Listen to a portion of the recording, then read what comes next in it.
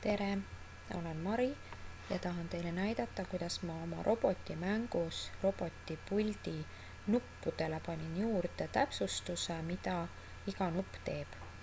Kuna puldil on palju nuppe, siis oleks hea, et kui siin hiirega üle lohistades on näha, mida miski nupp teeb.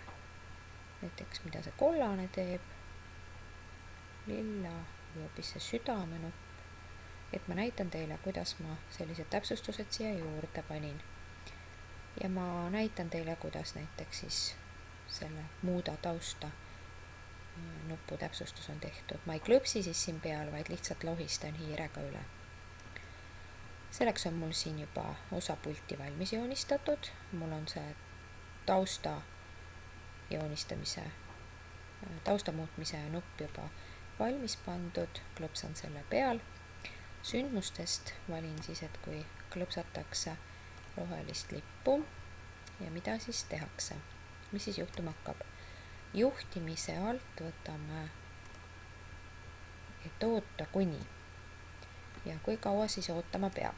Ootama peab seni kaua, kuni anduritest võtame sellise nupsu nagu kuni puudutab hiire kursorit, ehk siis kui hiirega üle lohistame, siis hakkab midagi juhtuma.